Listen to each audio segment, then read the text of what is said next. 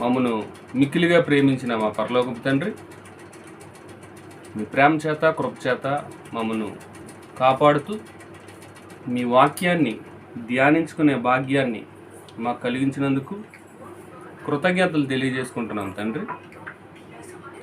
మరి లావేరు ప్రాంతంలో ఉన్నటువంటి మరి మీ పిల్లలు మీ వాక్యమందు ఆసక్తి కలిగి మరి ఆన్లైన్ ద్వారా మరి మీ జ్ఞానాన్ని నేర్చుకోవాలని మరి ఏర్పాటు చేస్తున్నారు తండ్రి. మరి వారి ఆసక్తికి తగినట్లుగా మరి మంచి వాక్యాన్ని మరి వారికి నా ద్వారా అందించమని వేడుకుంటూ ఈ ప్రార్థన యేసుక్రీస్తు వారి నామంలో అడిగి వేడుకుంటున్నాం తండ్రి. ఆమేన్. ప్రియమైన దేవుని వారలారా, మరి ఇప్పుడు మనం తెలుసుకొని పోయే పాఠం మరి ముందుగా మీకు తెలియజేసిన విధంగా,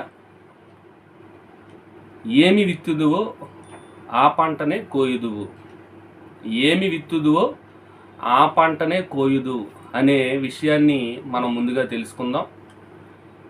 మరి విత్తడం అనేది ఎవరు చేస్తారండి? మరి రైతులు.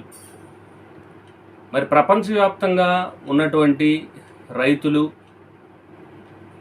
మరి ప్రపంచ దేశాలలో ఉన్నటువంటి ప్రజలకు వివిధ రకాల ఆహార పదార్థాలను అందించుటకు మరి నిర్విరామంగా మరి కృషి చేసేవారే రైతులు. అందుకే మన దేశం జై జవాన్ జై కిసాన్ అని, కిసాన్ అనగా రైతు, కిసాన్కి జై కొట్టాలి, రైతుకి మరి మనం అందరం వందనం చేయాలి. ఎందుకంటే ఆ రైతు పండిస్తేనే ఈరోజు మనకు 4,000 నోట్లోకి వెళ్తున్నాయని, మరి రైతులకు మరి మాటల వరకే పెద్దగా ప్రాధాన్యత ఇవ్వడం మన దేశంలో చూస్తున్నాం. మరి చేతల విషయానికి వచ్చేసరికి మరి రైతులకి ఏ విధంగా మరి సహాయం అందట్లేదని ఎంతోమంది రైతులు మొరపెట్టుకోవడం మనం వింటున్నాం. మరి ఈ విషయాన్ని పక్కన పెడితే మరి రైతు మరి ఎంతో కష్టపడుతున్నాడు. మరి తరగతి వీక్షిస్తున్న మీలో కూడా ఎందరో రైతులు ఉంటారు, అది గ్రామం కాబట్టి. మరి పంట చేతికి రావాలి అని అంటే ఆ రైతు ఎంతో శ్రమ పెడతాడు. దున్నడం మొదలుకొని విత్తనాలు జల్లి మరి వాటికి మొలకలు వచ్చినంత వరకు మరి నీరు పెట్టి, మరి పక్షులు వచ్చి ఎత్తుకుపోకుండా, లేదంటే ఎలుకలు, లేదంటే వివిధ రకాల పందులు, పశువులు ఇలాంటివి పొలంలో ప్రవేశించి మరి వాటిని నాశనం చేయకుండా కంటికి రెప్పల మరి దివారాత్రులు మరి ఆ పొలం దగ్గరే మంచం వేసుకొని పడుకొని మరి వాటిని అన్నిటినీ కాస్తూ మరి చేతికి పైరు వచ్చినంత వరకు, చేతికి ఆ పంట ఫలం అనేది వచ్చినంత వరకు ఎంతో కష్టపడుతుంటాడు. మరి ఆ రైతు కష్టపడుతున్నాడు కనుకనే మరి ఈరోజు మనకి ఏ ఆహార పదార్థం కావాలంటే అది వస్తుంది. గోధుమలు కావాలా, లేదంటే వరి కావాలా, లేదంటే పత్తి కావాలా, లేదంటే ఆకుకూరలు కావాలా, కాయగూరలు కావాలా, వివిధ రకాల పళ్ళు కావాలా, ఏవి కావాలంటే ఈరోజు మనం మార్కెట్లోకి వెళ్ళి సులువుగా తెచ్చుకొని ఇంట్లో వండుకుంటున్నాం, తింటున్నాం, హాయిగా ఉంటున్నాం, ఆరోగ్యంగా ఉంటున్నాం. మరి దీని అంతటికీ కారణం ప్రధానంగా రైతు.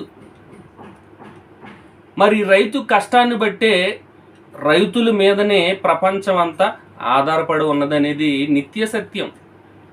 కొన్ని వందల సంవత్సరాల తర్వాతకి వెళ్ళినా మనిషి తిండి తినే బ్రతకాలి, ఆ తిండి రావాలి అని అంటే రైతు ఉండాలి. ఇప్పుడు ఎన్నో ఫాస్ట్ ఫుడ్ రెస్టారెంట్స్ వచ్చాయి, బర్గర్లు అంటున్నారు, పిజ్జాలు అంటున్నారు, నూడిల్స్ అంటున్నారు.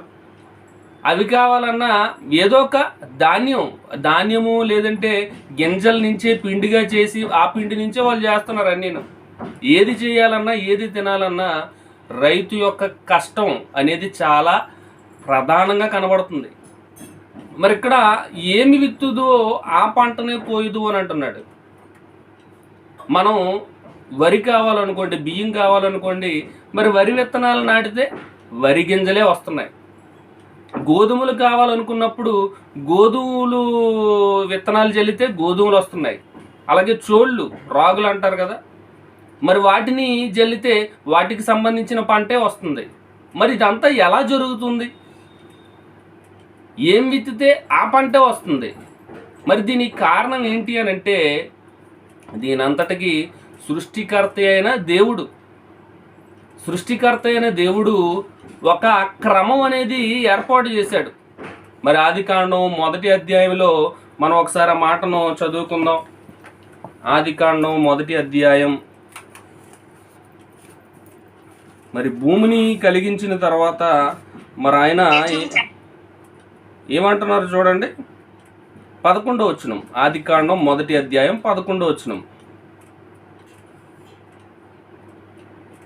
దేవుడు గడ్డిని విత్తనములిచ్చు చెట్లను భూమి మీద తమ తమ జాతి ప్రకారము తమలో విత్తనములు గల ఫలమిచ్చు ఫల వృక్షములను భూమి మొలిపించుగాకని పలుకగా ఆ ప్రకారమాయను.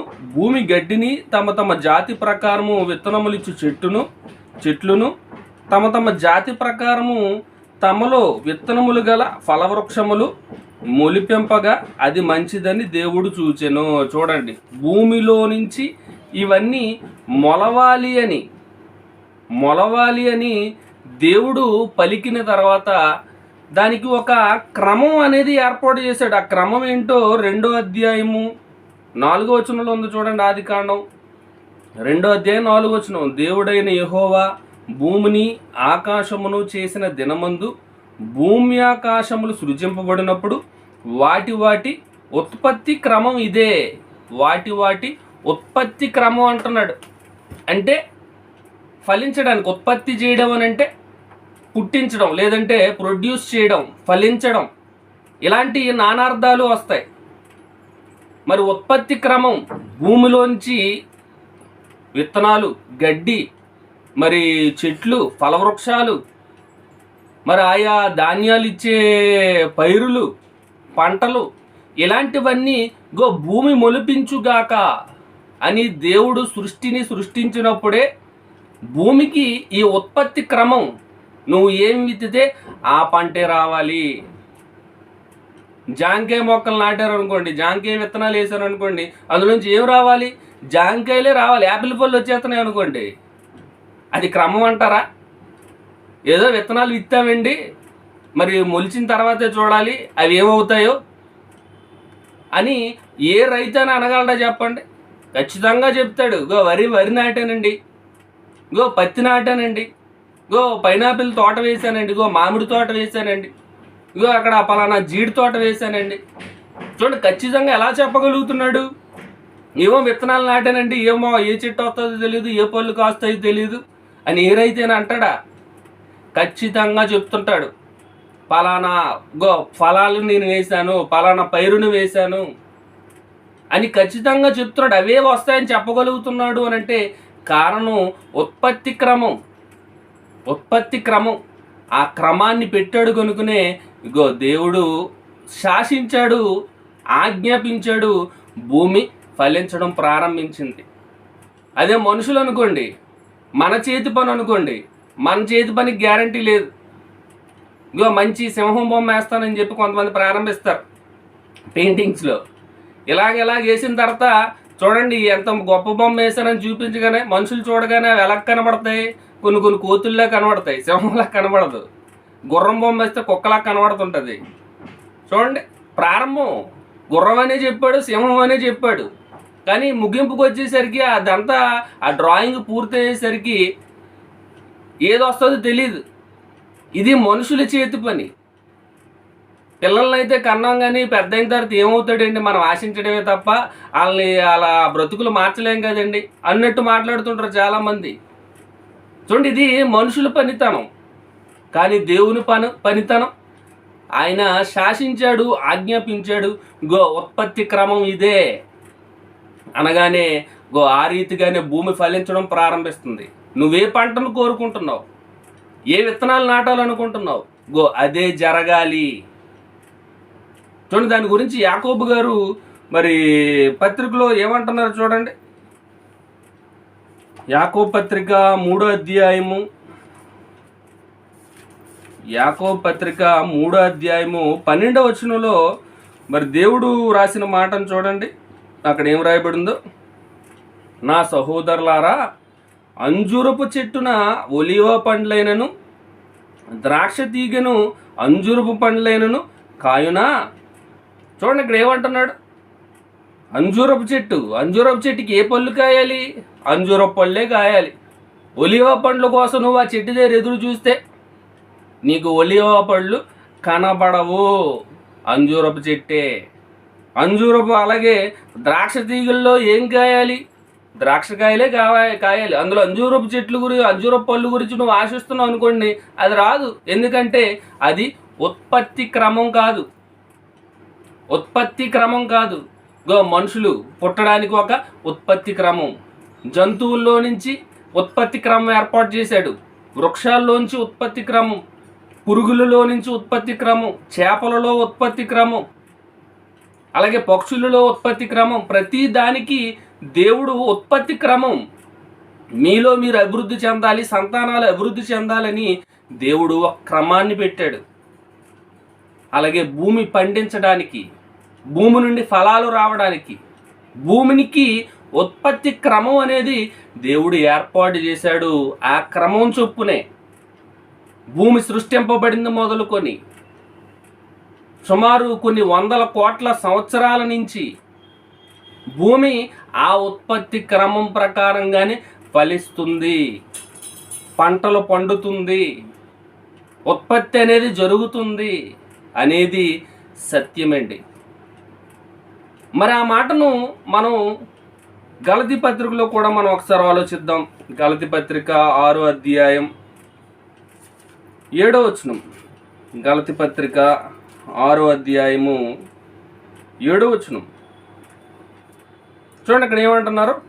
మోసపోకుడి, దేవుడు వెక్కిరింపబడడు. మోసపోకుడి, దేవుడు వెక్కిరింపబడడు. మనుషుడు ఏమి విత్తునో ఆ పంటనే కోయును.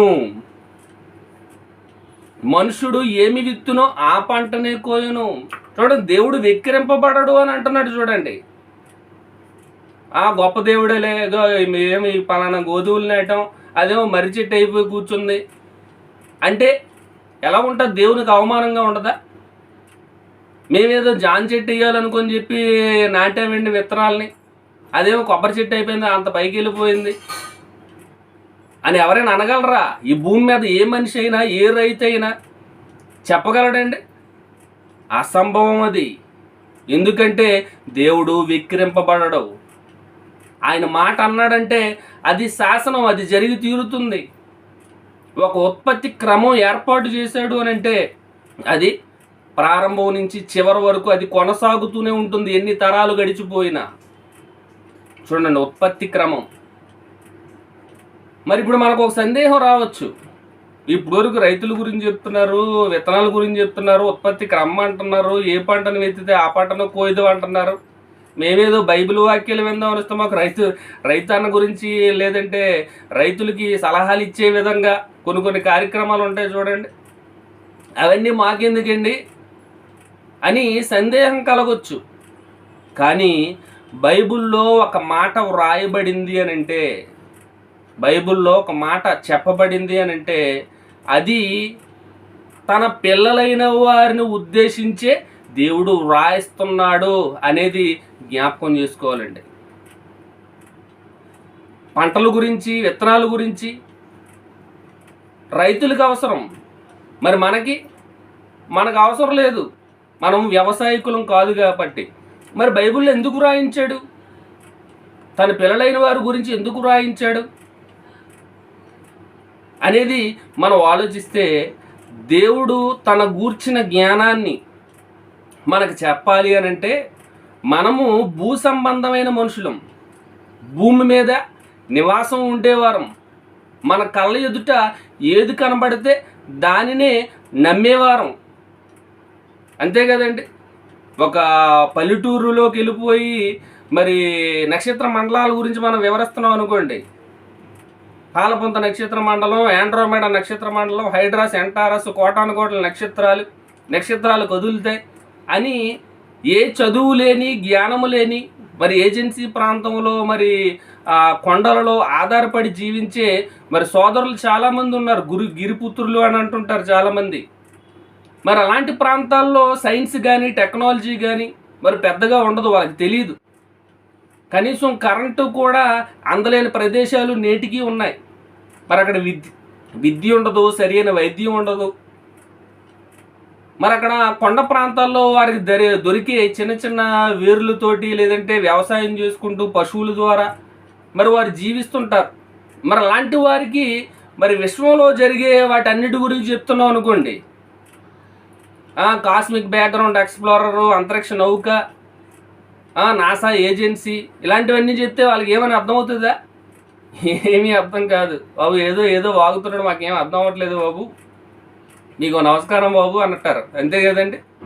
ఇది ఎంత వాస్తవమో. భూ సంబంధులుగా ఉన్నారు ఈరోజు మనుషులంతా. ఈ ప్రపంచంలో ఉన్న మనుషులందరూ భూమి మీదే నివసించాలి. భూమే నరులకు నివాస యోగ్యం.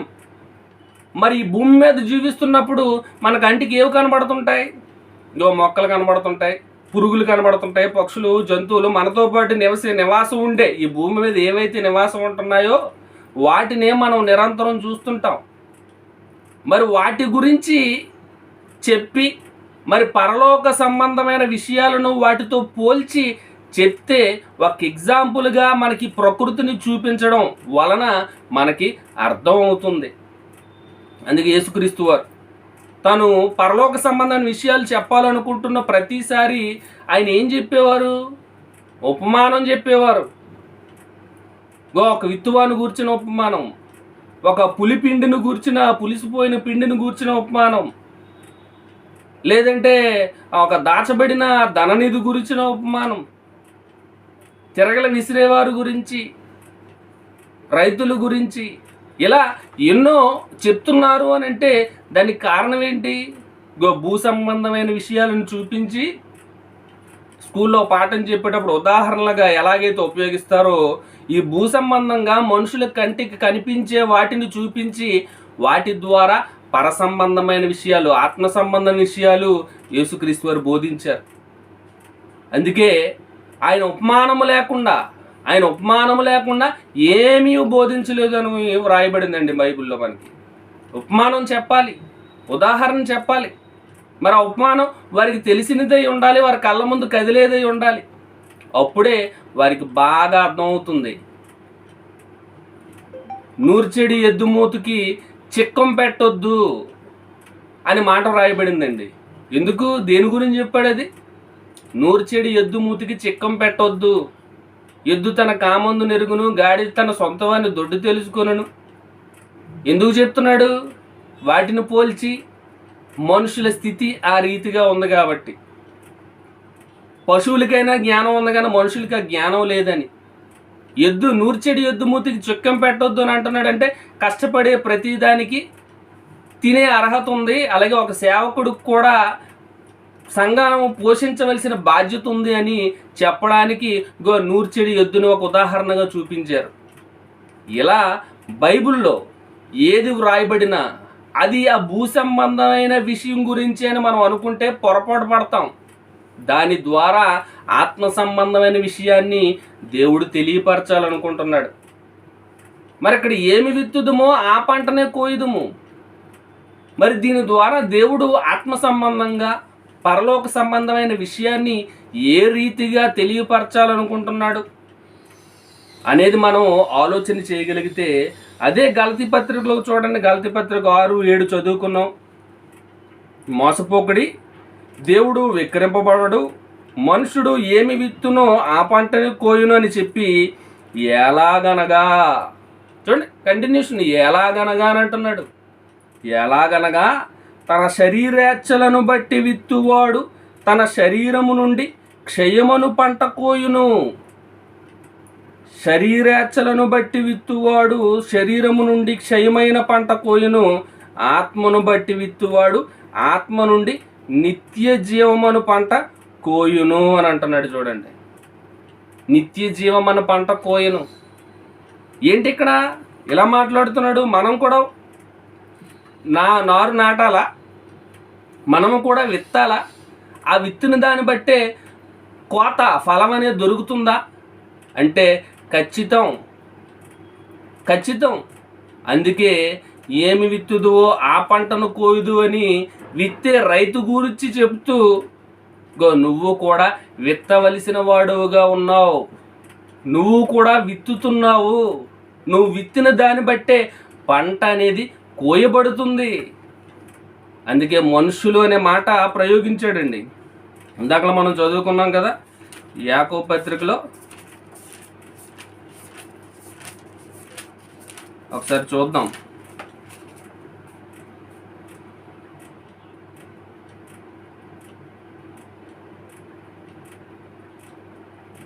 చూడండి, ఇక్కడ గలతీ పత్రిక మనం చదువుకున్నదే, మనుష్యుడు ఏమి విత్తునో ఆ పంటనే కోయును అని అంటున్నాడు.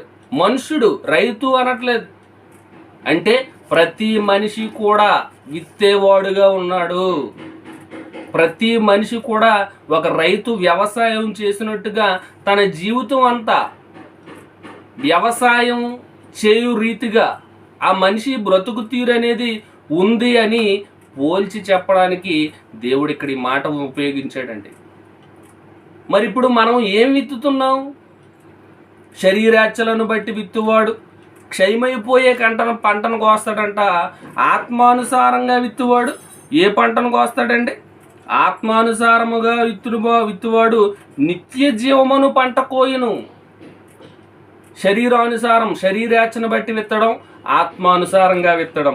ఇంతకీ ఏంట విత్తడం అంటే?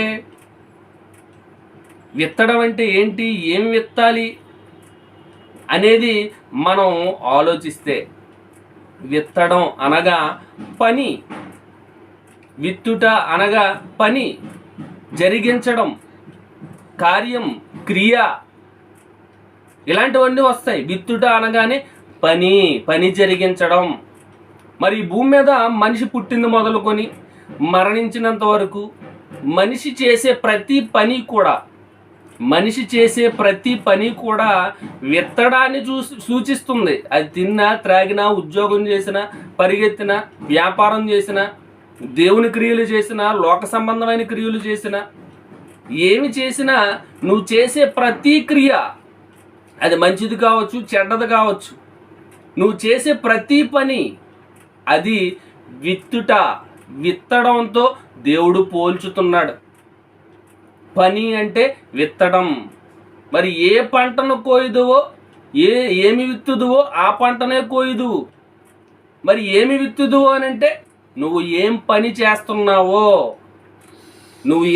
చేస్తున్నావో ఆ పనికి తగినట్టుగానే నీకు ప్రతిఫలం ఉంటుంది. పనికి తగినట్టుగానే ప్రతిఫలం. మరి విత్తడం అంటే మరి పని చేయడం, క్రియలు జరిగించడం అని మనం ఆలోచించాం. మరి ఇక్కడ రెండు రకాలుగా విత్తడం అనేది జరుగుతుంది. ఒకటి శరీరాచ్చలను బట్టి విత్తడం, మరొకటి ఆత్మను బట్టి, ఆత్మానుసారంగా విత్తడం. శరీరాచ్చను బట్టి విత్తితే ఏ ఫలం వస్తుందో దేవుడు చెప్పాడు, క్షయమైపోయే పంట కోస్తారని. మరి ఆత్మానుసారంగా విత్తితే ఎలాంటి పంట కోస్తారు అని అంటే నిత్య జీవమును పంట కోయుదురు అని దేవుడు చెప్తున్నాడు. మరి ఏంటి? ఆత్మానుసారంగా విత్తేవారు ఎవరు, శరీరానుసారంగా విత్తేవారు ఎవరు అనేది మనం చూడగలిగితే, మరలా గలతీ పత్రిక 5వ అధ్యాయం 19వ వచనం. గలతీ పత్రిక 5వ అధ్యాయం 19వ వచనం చూడండి. ఇక్కడ ఏం రాయబడిందో, నేను చెప్పినదేమనగా ఆత్మానుసారముగా నడుచుకొనుడి, అప్పుడు మీరు శరీరేచ్ఛను నెరవేర్చరు. ఆత్మానుసారంగా నడుచుకోమంటున్నాడు, శరీరేచ్ఛను నెరవేర్చరు అని అంటున్నాడు. శరీరము ఆత్మకును, ఆత్మ శరీరమునకును విరోధముగా అపేక్షించును. ఇవి ఒకదానికొకటి వ్యతిరేకంగా ఉన్నవి కనుక మీరేమి నిశ్చయింతురో వాటిని చేయకుందరు. అంటే శరీరేచ్ఛలతో విత్తడం ఏంటి, ఆత్మానుసారంగా విత్తడం ఏంటి? ఈ రెండిటికి విరోధం ఉంది. కాబట్టి మీరు ఆత్మానుసారంగానే జీవించాలి అని పౌలు గారు వివరిస్తూ, ఇంతకీ ఆత్మచేత నడిపింపబడిన ఎడల ధర్మశాస్త్రమునకు లోనైన వారు కారు. ఆత్మచేత నడిపింపబడని ఎడల, చూడండి, ఆత్మచేత ఎవరైతే నడిపింపబడరో వారి జీవితం ఎలా ఉంటుంది అని అంటే ధర్మశాస్త్రానుసారం అనగా వాక్యానుసారంగా వారి జీవితం ఉండదంట. ఆత్మచేత నడిపింపబడిన ఎడల, చూడండి, మీరు ఆత్మచేత నడిపింపబడిన ఎడల ధర్మశాస్త్రమునకు లోనైన వారు కారు. అంటే ఇక్కడ పాత ధర్మశాస్త్రం గురించి చెప్తున్నాడు. మీరు ఆ పాత ధర్మశాస్త్రం కింద ఉండరని తెలియజేస్తూ శరీర కార్యాల గురించి చెప్తున్నాడండి. శరీర కార్యములు స్పష్టమై ఉన్నవి. అవి ఏవనగా చూడండి, శరీరాచలను బట్టి విత్తడం అంటే ఇక్కడ చెప్తున్నాడు శరీర కార్యాలు. విత్తడం అంటే పని అని చెప్పుకున్నాం. శరీరాచ అంటే శరీరానుసారంగా జీవించడం అనేది మనం తెలుసుకున్నాం. మరి శరీరాచల ప్రకారం విత్తడం అంటే శరీర కార్యాలు అని అంటున్నాడు. మరి ఏంటో క్లియర్గా ఉన్నాయి, స్పష్టంగా ఉన్నాయని చెప్తూ అవి ఏవనగా జారత్వము, అపవిత్రత, కాముకత్వము, విగ్రహారాధన, అభిచారము, ద్వేషములు, కలహములు, మత్సరములు, క్రోధములు, కక్షలు, భేదములు, విమతములు, అసూయలు, మత్తతలు, అల్లరితో కూడిన ఆటపాటలు మొదలైనవి. వీటిని గూర్చి నేను మునుపు చెప్పిన ప్రకారము ఇట్టి వాటిని చేయువారు దేవుని రాజ్యమును స్వతంత్రించుకొనరని మీతో స్పష్టముగా చెప్పుచున్నాను. చూడండి, ఇక్కడ ఏమంటున్నారు? శరీర కార్యాలు, శరీరేచ్ఛల ప్రకారం విత్తుట. శరీరేచ్ఛల ప్రకారం విత్తే వారిలో ఇగో ఈ లక్షణాలన్నీ ఉంటాయంటే ఈ కార్యాలు చేసేవారంతా. ఈ కార్యాలు ఎవరైతే చేస్తున్నారో జారత్వం చేసేవారు కానీ, అపవిత్రంతో నిండిపోయిన వారు కానివ్వండి, అబద్ధాలు ఆడేవారు కానివ్వండి, దొంగలుగా దోచుకుని వారుగా ఉండేవారు కానివ్వండి, తప్పుడు బోధలు చేసేవారు కానివ్వండి, భయభక్తులు, దేవుడంటే భయము భక్తి లేనివారు కానివ్వండి, ఇష్టానుసారంగా ఈ లోక సంబంధంగా జీవించేవారు, నానా రకాల దురలవాట్లను కలిగి ఉన్నవారు, భేదాలు పుట్టించేవారు, గొడవలు ఆడేవారు, అల్లరులు చేసేవారు, ఇలాంటి వారంతా ఏ జాబితాలోకి వస్తారు? శరీరేచ్ఛను బట్టి విత్తువారు. శరీరేచ్ఛను బట్టి విత్తువారు ఏ పంటను కోస్తారంట? క్షయమైపోయే పంటను కోస్తారు. క్షయం అంటే ఏ విధమైన ఫలితం లేదు, క్షయమైపోయే పంట. మరి ఆత్మానుసారంగా విత్తడం అంటే ఏంటండి? ఆత్మఫలం. ఆత్మానుసారంగా విత్తువారు ఆత్మను బట్టి నిత్య జీవమును ఫలము పొందుదురు. మరి ఆత్మఫలం ఏంటి? ఆత్మ ద్వారా విత్తడం అంటే ఏంటి? ఆత్మానుసారంగా విత్తడం అంటే ఆత్మానుసారమైన కార్యాలు చేయడం. మరి వారెవరో వారికి ఉండవలసిన లక్షణాలు ఏంటో చెప్తున్నాడు చూడండి. మొదటిగా ప్రేమ, సంతోషము, సమాధానము, దీర్ఘశాంతము, దయాలుత్వము, మంచితనము, విశ్వాసము, సాత్వికము, ఆశానిగ్రహము. చూడండి, ఇవి ఆత్మ ద్వారా విత్తేవారు, ఆత్మ సంబంధమైన కార్యాలు చేసేవారు ఆత్మ ఫలాలు ఫలిస్తారు. ఇలాంటివి ఫలించేవారు నిత్య జీవమైన పంటకు వస్తారు. చూడండి ఎంత క్లియర్గా చెప్తున్నాడు. ఏమి విత్తుదురో ఆ పంటను కోయుదురు. ఇదేమో రైతు సదస్సు అనుకున్నారేమో. రైతు సదస్సు కాదు, మన సదస్సే. ఆత్మ సంబంధంగా మనం ఎలా బ్రతకాలి, దైవ సంబంధమైన విషయాలు మనకు అర్థం కావడానికి భూ సంబంధమైన వాటితో పోల్చి చెప్పాడు. ఒక ఉపమాన రీతిగా, ఒక ఉదాహరణగా చెప్పాడే తప్ప మనం కూడా వ్యవసాయాలని, పొద్దున్న లేచి నాగలు ధరించుకొని పొలం దున్నాలని, విత్తనాలు వేయాలని, నీళ్లు పెట్టాలని, దేవుని ఉద్దేశం అది కాదు. మనం ఆత్మీయంగా ఎలా ఫలించాలి, మన మంచి ఏంటి, మన చెడేంటి, మన బ్రతుకేంటి, ఎక్కడి నుంచి వచ్చాం, ఎక్కడికి వెళ్ళాలి, మన దిశ ఏంటి, దానిని భూమి మీద ఉన్నప్పుడే మనం నిర్ణయించుకోవడానికి దేవుడు ఏర్పాటు చేసిన గొప్ప ప్రణాళికే బైబిల్ మనకు ఇవ్వడం, పరిశుద్ధ గ్రంథాన్ని మన చేతిలో పెట్టడం. కాబట్టి ప్రియమైన దేవుని వారలారా, బైబిల్లో వ్రాయబడిన ప్రతి మాట పరలోకానికి ఒక బాట. బైబిల్లో వ్రాయబడిన ప్రతి మాట పరలోకానికి బాట, పరలోకాన్ని సూచిస్తుంది, పరలోకానికి రమ్మంటుంది మనల్ని. అందుకోసమే దేవుడు వ్రాయించాడు. కాబట్టి శరీరానుసారంగా విత్తేవారికి, శరీర కార్యాలు జరిగించే వారికి నిష్ప్రయోజనమైన పంట వస్తుంది, క్షయమైపోయే పంట వస్తుంది. అందుకే యోహాను సువార్త 6:63 కూడా ఏం రాయబడిందండి? ఆత్మయే జీవింపజేయును, శరీరము కేవలము నిష్ప్రయోజనం. ఆత్మయే జీవింపజేయును, శరీరం నిష్ప్రయోజనం. మరి శరీరం నిష్ప్రయోజనమైనప్పుడు శరీర కోరికల ప్రకారము, శరీరేచ్ఛల ప్రకారము నువ్వు విత్తితే, నీ కార్యాలు జరిగిస్తే నీకొచ్చే ఫలితం ఏంటి? ఎలాగో శరీరం నిష్ప్రయోజనం. ఇది తేట తెల్లమైపోయింది, క్లియర్గా, స్పష్టంగా. మరి నిష్ప్రయోజనం అని తెలిసి కూడా నువ్వు శరీర కార్యాలు జరిగిస్తూ, శరీరేచ్ఛలను బట్టి నువ్వు కార్యాలు జరిగిస్తూ, శరీరాన్ని బట్టి నువ్వు విత్తుతుంటే నీకు వచ్చే పంట ఏంటి?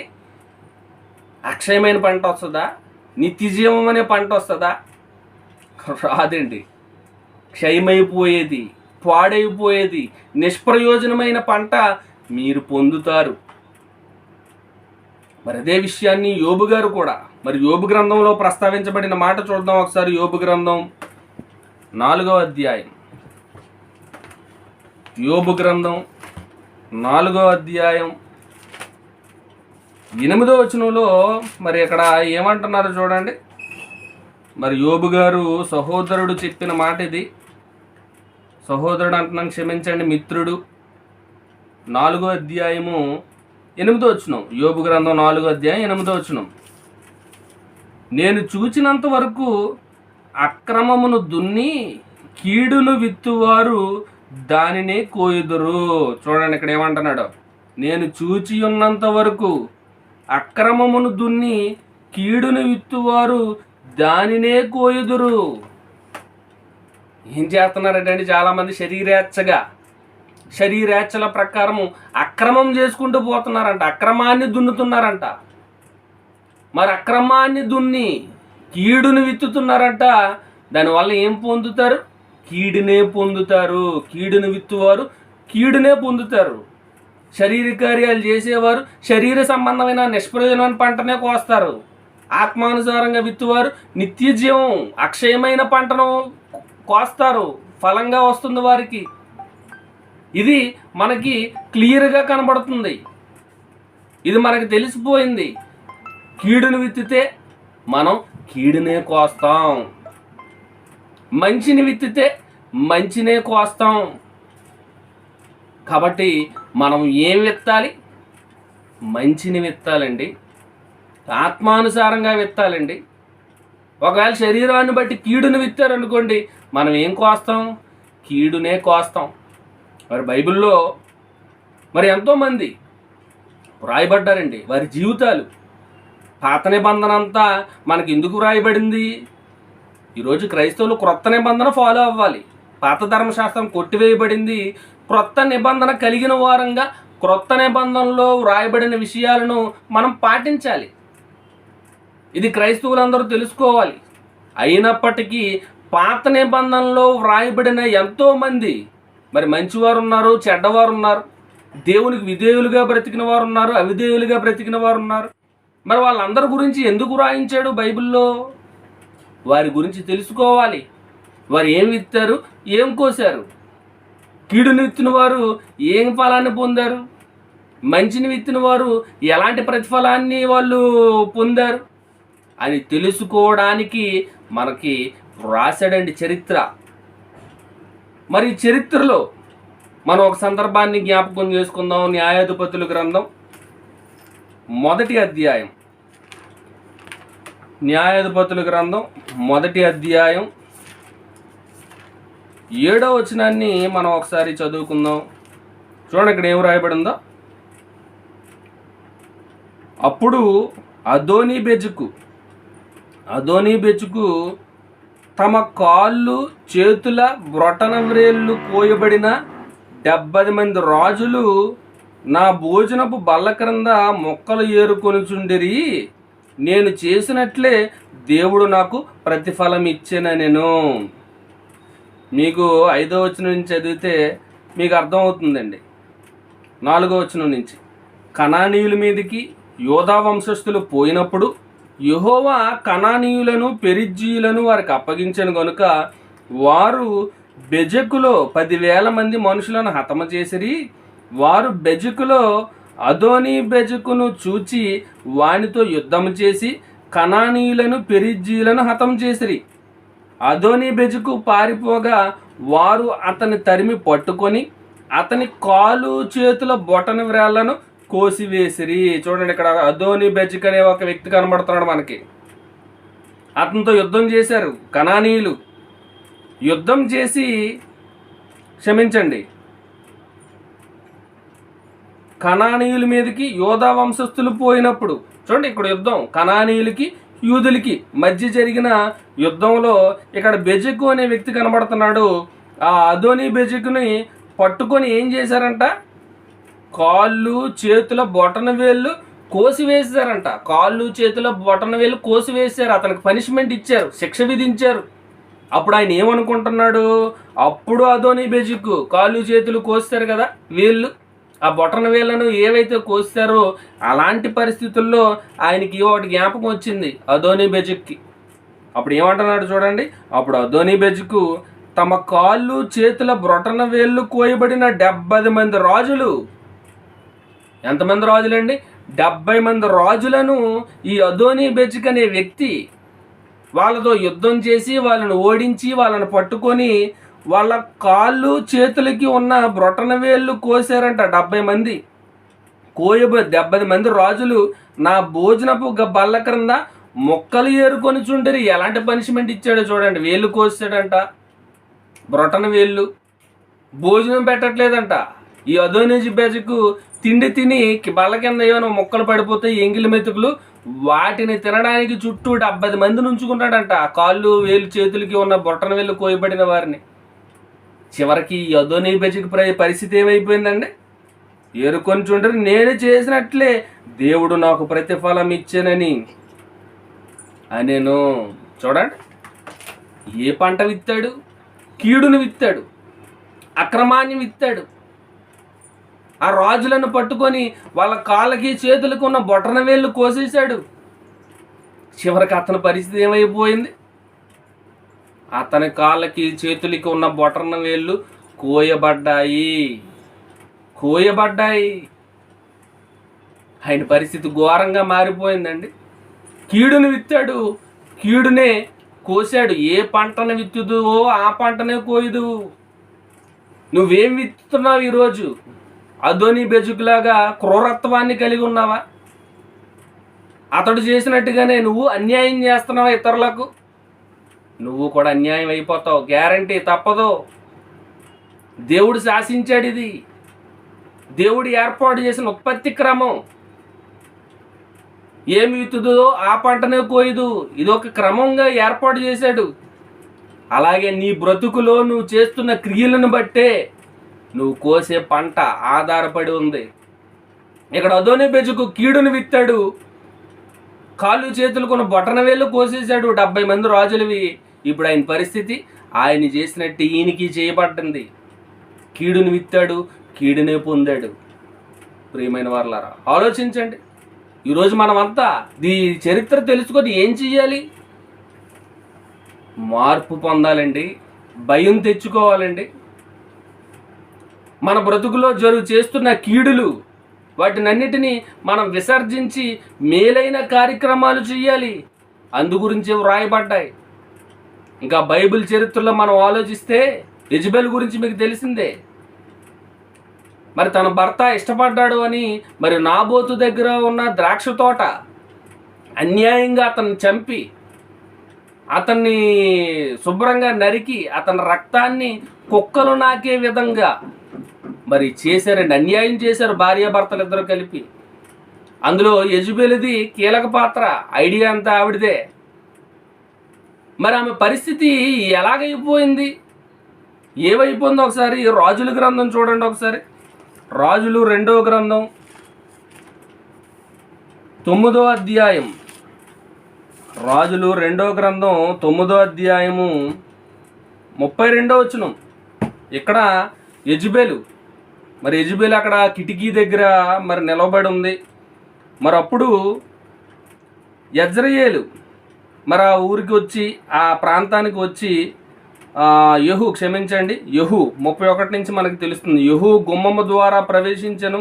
ఆమె అతనిని చూచి, నీ యజమానిని చంపినవాడా, జిమ్రి వంటి వాడా, నీవు సమాధానముగా వచ్చుచున్నావా అని అడుగుతుందండి యెజబెలు యెహూని. అడుగుతుంటే అప్పుడు ఏమన్నాడు చూడండి, అతడు తల ఎత్తి కిటికీ తట్టు చూచి, నా పక్షమందున్న వారు ఎవరని అడుగుగా 2-3 పరిచారకులు పైనుండి తొంగి చూశారంట.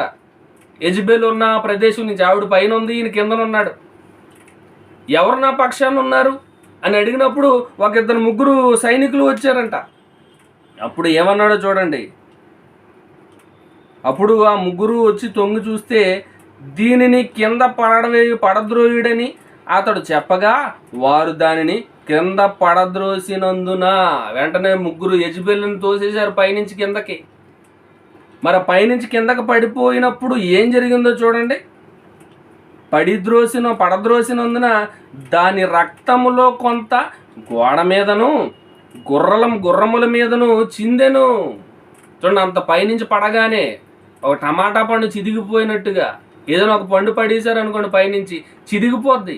అందులో ఉన్న రసం అంతా ఎలాగైతే తుల్లిపోద్దో అలాగా ఆమె పగిలిపోయి ఆమెలో ఉన్న రక్తం అంతా గోడ మీద గుర్రాల మీద చిమ్మేసిందంటండి అంతాను.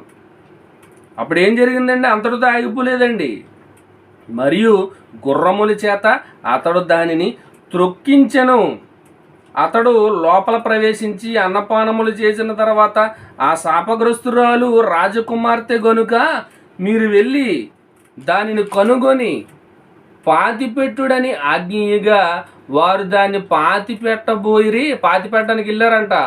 అలా వెళ్ళినప్పుడు వాళ్ళకి ఎలాంటి దృశ్యం కనబడిందంటే,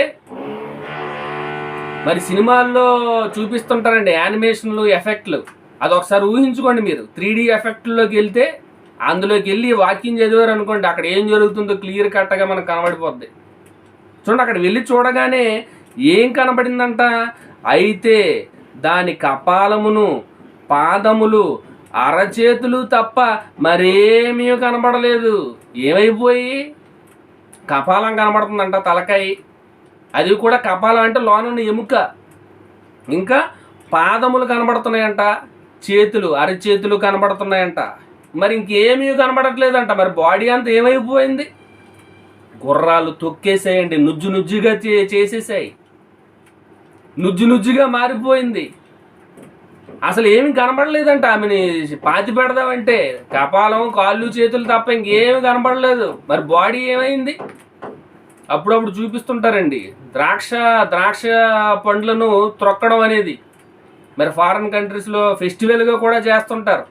ఒక పెద్ద తొట్టిలో ద్రాక్ష పళ్ళు వేసి మరి వాటిని తొక్కుతూ చుట్టుపక్కల ఉన్నవారంతా డ్యాన్సులు వేస్తుంటారు. మరి ద్రాక్షల్ని తొక్కేటప్పుడు ఏమైపోద్దంటే మొత్తం జ్యూస్, రసం కారిపోతుంటుంది. అదంతా ముద్దగా మారిపోద్ది. అది ఎలా జరుగుతుందో ఈ యెజబెల్ బాడీ కూడా అలాగే అయిపోయింది. గుర్రాలు తొక్కేసాయి, బాడీ అంతా తొక్కేసి నుజ్జుగా చేసేసాయి. ఎముకలు కూడా పిండైపోయాయి. కపాలం, కాళ్ళు, చేతులు మాత్రం ఉన్నాయి, మిగిలిందంతా త్రొక్కేసాయంట. అప్పుడు ఏం జరిగిందో చూడండి. కనబడలేదు. వారు తిరిగి వచ్చి అతనితో ఆ సంగతి తెలియజెప్పగా అతడిట్లనెను, ఇది యెజబెలని ఎవరును గుర్తుపట్టలేకుండా యెజ్రెయేలు భూభాగమందు కుక్కలు యెజబెలు మాంసమును తినును. యెజబెలు యొక్క కళేబరము యెజ్రెయేలు భూభాగమందున్న పెంటవలె నుండును అని తన సేవకుడును తిష్బీయుడునగు ఏలియా ద్వారా యెహోవా సెలవిచ్చిన మాట చొప్పున ఇది జరిగెను. చూడండి, ఎందుకు జరిగింది? యెజబెలు గారు ఏ పంట విత్తారు? కీడుని విత్తారు, అన్యాయాన్ని విత్తారు, అక్రమాన్ని విత్తారు. ఒక పేదవాడైనా మరి నాబోతు ద్రాక్ష తోటను ఆక్రమించుకోవడానికి అన్యాయంగా అతని ప్రాణాన్ని తీశారు. అతని రక్తాన్ని కుక్కలు నాకే విధంగా చేశారు. కాబట్టి వాళ్ళ పరిస్థితి ఏమైపోయిందండి? ఇప్పుడు ఆవిడ యెజబెలు పరిస్థితి కూడా కుక్కలు నాకే విధంగా అయిపోయింది. శరీరమే నుజ్జుగా మారిపోయింది. ఏమి విత్తింది, ఏ పంట కోసింది? ప్రియమైన దేవుని వాళ్ళ ఆలోచించండి, వాళ్ళ బ్రతుకులు ఆలోచించండి. వాటిని చూసైనా ఎప్పటికైనా మనకు మార్పు రావాలి. ఎందుకంటే మనం ఏం విత్తుతున్నామో ఆ పంటనే కోస్తాం.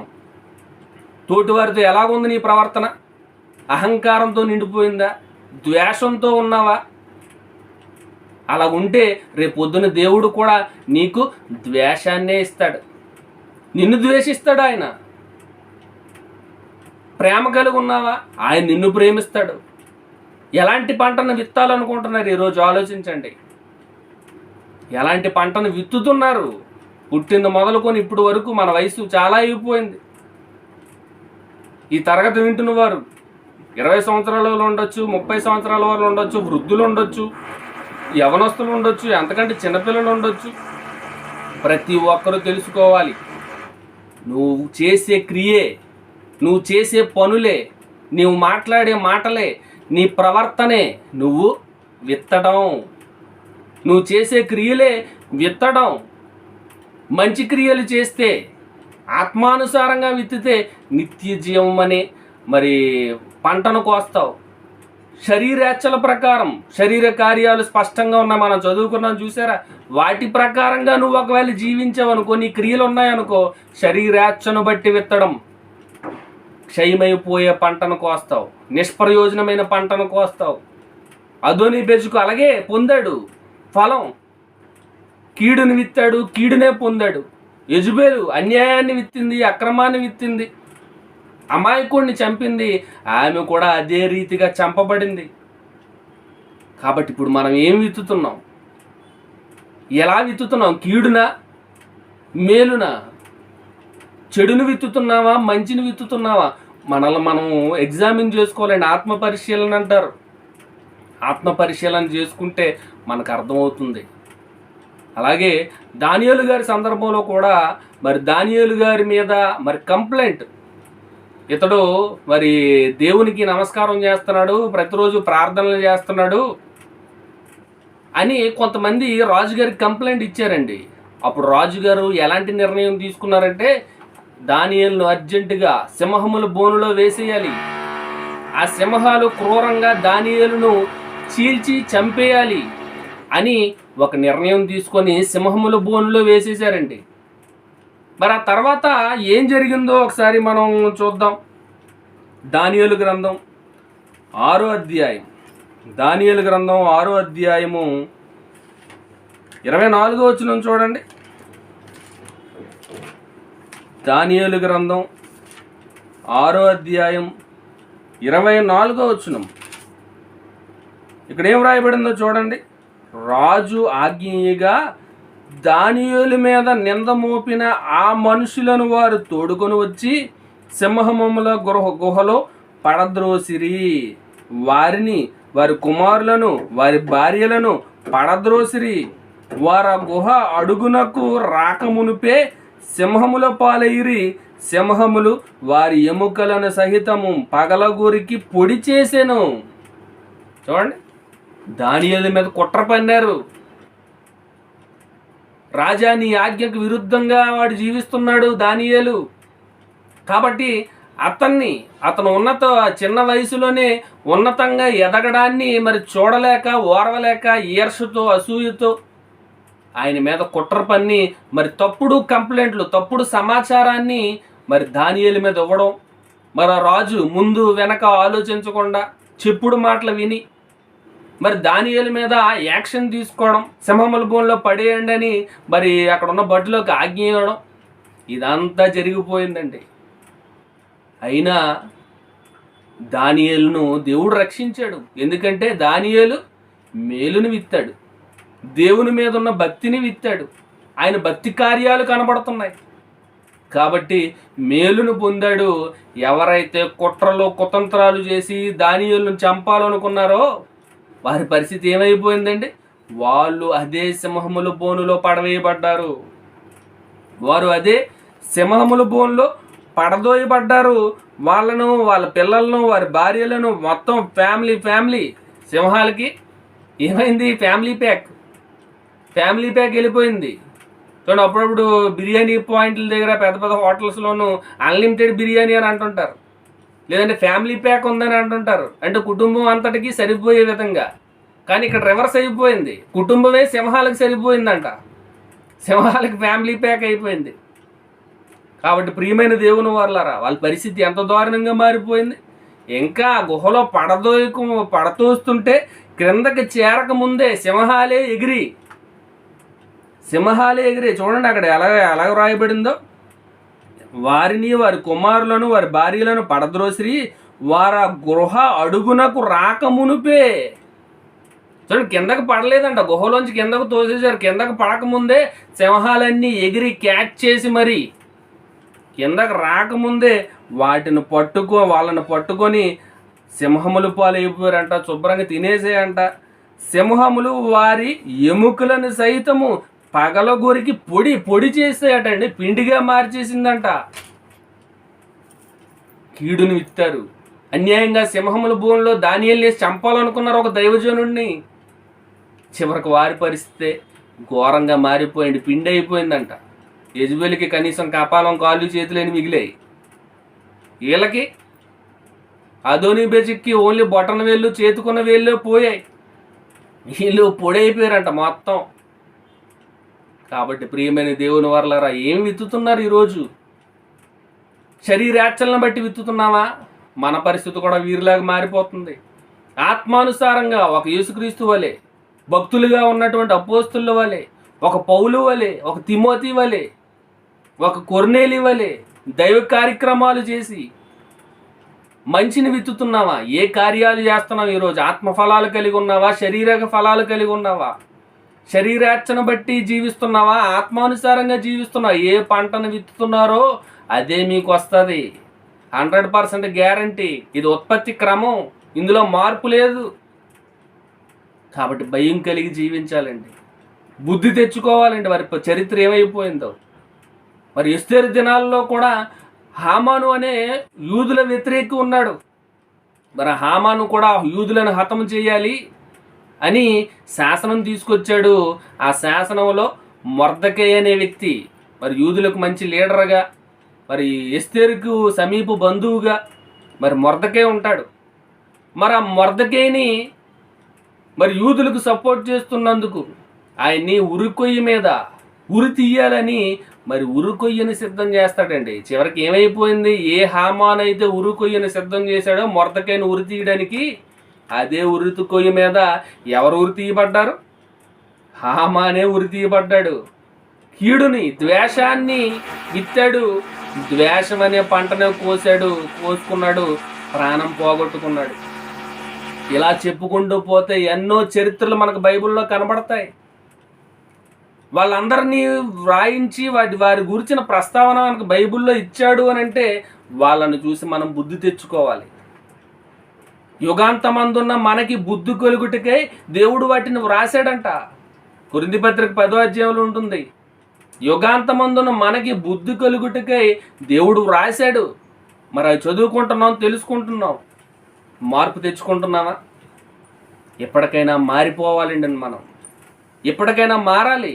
ఎలాంటి పంట విత్తుతే ఆ పంటను కోయదు. ఏం విత్తుతున్నామో ఆ పంటే.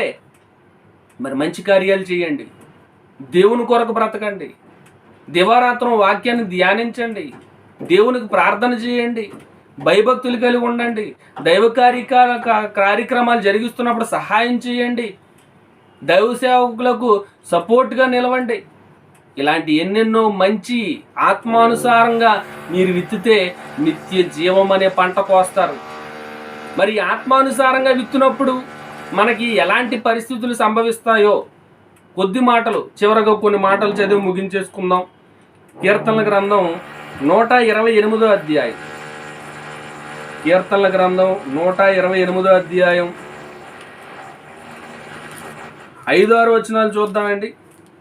కీర్తనల గ్రంథం 128వ అధ్యాయము 5-6 వచనాలు.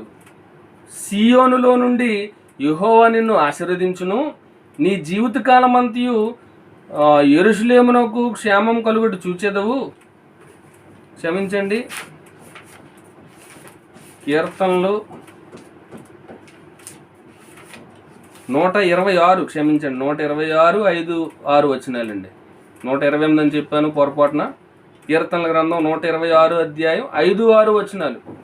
కన్నీళ్లు విడిచుచూ విత్తువారు సంతోషగానముతో పంట కోసెదరు, పిడికెడు విత్తనములు చేత పట్టుకొని ఏడ్చుచూపో విత్తువాడు సంతోషగానము చేయుచు పనలు మోసుకొని వచ్చును. చూడండి, పిడికెడు విత్తనాలు చేత పట్టుకొని ఏడ్చుకుంటూ పోయి విత్తేవాడు సంతోషగానం చేయుచు పనలు మోసుకొని వచ్చునంట. కన్నీళ్లు విడిచుచు విత్తువారు సంతోషగానముతో పంట కోసెదరు. చూడండి, కన్నీళ్లు విడిచుచు విత్తడం అంటే కన్నీళ్లు విడిచుచు విత్తుతారా? చూడండి, రైతులు కన్నీళ్ళు పెడతారండి బయట ఎవరైనా? ఎవరు కన్నీళ్ళు పెట్టుకొని విత్తరండి. ఒక ప్రార్థన చేస్తారో లేదంటే ఒక పూజ చేస్తారు, విత్తనాలు జల్లుకుంటూ పోతారు. మరి ఇక్కడ కన్నీళ్లు విడిచి విత్తువారు అంటున్నాడు అని అంటే అది ఆత్మ సంబంధమైన విషయము. ఆత్మ ద్వారా, ఆత్మను సూచించేది. మరి ఆత్మ ద్వారా మనం విత్తే విత్తనం ఎలా ఉంటుంది, మనం చేసే పనులు ఎలా ఉంటాయంటే కష్టంతో కూడుకున్నవై ఉంటాయి, శ్రమలతో కూడుకున్నవై ఉంటాయి. దేవుని పని చేయడం అంత ఆషామాషి కాదండి, చాలా కష్టం.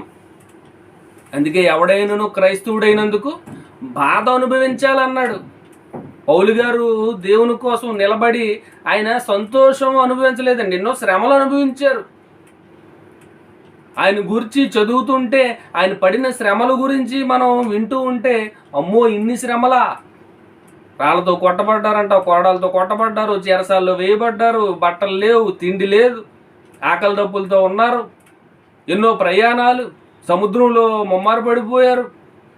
చూడండి ఎన్ని బాధలండి. సొంత వారి వలన బాధలు, సోదరుల వలన బాధలు, స్వజనుల వల్ల బాధలు, ఎన్ని శ్రమలు అనుభవించారు. కన్నీళ్లతో విత్తాడండి ఆయన. కన్నీళ్లు విడిచుచు విత్తాడు. దేవుని పని చేశాడు, బాధలు అనుభవిస్తూ, శ్రమలు అనుభవిస్తూ. చివరిలో ఏమన్నారు? నా కొరకు జీవ కిరీటం ఉంచబడి ఉంది, నేను వెడలిపోయి క్రీస్తుతో కూడా ఉంటాను. ఎందుకు అంత కాన్ఫిడెన్స్గా చెప్పగలుగుతున్నారు? కన్నీళ్లతో విత్తువారు సంతోషముగా పంట కోస్తారు, సంతోషముగా పనల మోసుకొస్తారు. పిడికెడు విత్తనాలు వేస్తే చాలు, దేవుడు ఎన్ని రెట్లు ఇస్తానన్నాడండి? 100 రెట్లు. నువ్వు ఏం విడిచిపెట్టుకున్నావు దేవుని పని నిమిత్తం? అన్నదమ్ములనైనను, అక్క చెల్లెండ్రులనైనను, తల్లిదండ్రులనైనను, భూములనైనను, ఎండ్లనైనను మీరు విడిచిపెడితే దేవుడు 100 అంతలు ఇస్తానన్నాడు. నువ్వు విత్తింది పిడికిడి విత్తనాలే, కానీ పనలు మోసుకొని వస్తావని ఇక్కడ బైబిల్లో వ్రాయబడింది అని అంటే, నువ్వు యథార్థంగా, ఆత్మానుసారంగా, మంచితనంగా నువ్వు విత్తితే నీకు ప్రతిఫలం అన్ని రెట్లు ఉంటుంది. అదే కీడును విత్తావనుకో, శరీరానుసారంగా ప్రవర్తించావనుకో, నువ్వు నిత్య నరకానికి వెళతావు, క్షయమైపోయే పంటను కోస్తావు, నీ బ్రతుకంతా నిష్ప్రయోజనం అయిపోద్ది, భయంకరమైన శిక్షను అనుభవిస్తావు. చివరికి ఒక మాట చదువు ముగించుకుందామండి. రోమపత్రిక, పౌలు గారు రోమేలకు రాసిన పత్రిక 8వ అధ్యాయం, క్షమించండి సమయం కొంచెం ఎక్కువైంది, చివరిగా ఒక్క మాట చదువు ముగించుకుందాం. రోమపత్రిక 8వ అధ్యాయము 5వ వచనం చూడండి. అక్కడ ఏమంటున్నారు? శరీరానుసారులు శరీర విషయముల మీద మనస్సుంతురు, ఆత్మానుసారులు ఆత్మ విషయముల మీద మనస్సుంతురు. శరీరానుసారమైన మనస్సు మరణం, ఆత్మానుసారమైన మనస్సు జీవమును సమాధానమునై ఉన్నది. చూడండి, శరీరానుసారం, ఆత్మానుసారం. ఎలా ఉంది మీ మనస్సు? ఆత్మను అనుసరించే విధంగా, దేవుని మాటలు అనుసరించే విధంగా ఉందా? జీవం అనే పంటను కోస్తారు. శరీరానుసారంగా ఈ లోక సంబంధంగా అనుసరిస్తూ మీ క్రియలు ఉన్నాయా? ఆ రకంగా విత్తుతున్నారా? మీకేం తథ్యం? మరణం తథ్యం. ఏమి విత్తుతున్నావో ఆ పంటనే కోస్తావు. విత్తడం అంటే క్రియలు, నీ క్రియలు బట్టే ప్రతిఫలం. మంచి చేస్తే నిత్య జీవం, చెడు చేస్తే నిత్య నరకం. శరీరానుసారంగా విత్తితే మరణం పాలైపోతావు, శిక్షకు వెళ్ళిపోతావు. ఆత్మానుసారంగా విత్తితే జీవంలో ప్రవేశిస్తావు, పరలోకంలో దేవునితో ఉంటావు. ఏమి విత్తుతున్నావో ఆ పంటనే కోస్తావు. కాబట్టి మీరు ఏమి విత్తుతున్నారో ఒకసారి పరీక్షించుకోండి, మీ క్రియలను ఆలోచించుకోండి, మీ పనులు ఎలాగున్నాయో, మీ మనస్తత్వం ఎలాగుందో తెలుసుకొని, ఒకవేళ ఇప్పటివరకు చెడు చేస్తే వాటినన్నిటినీ మానుకొని దేవుని వైపు, దేవుని క్రియల వైపు రండి. ఒకవేళ ఆల్రెడీ మీరు మంచి చేస్తుంటే ఇంకా గొప్ప కార్యాలు చేసి దేవుని వద్ద నుండి ఎక్కువ ఫలం పొందడానికి మరిన్ని గొప్ప కార్యాలు చేయాలని మిమ్మల్ని అందరినీ ప్రేమపూర్వకంగా కోరుకుంటూ నా మాటలు ముగిస్తున్నాను. అందరికీ సెలవండి.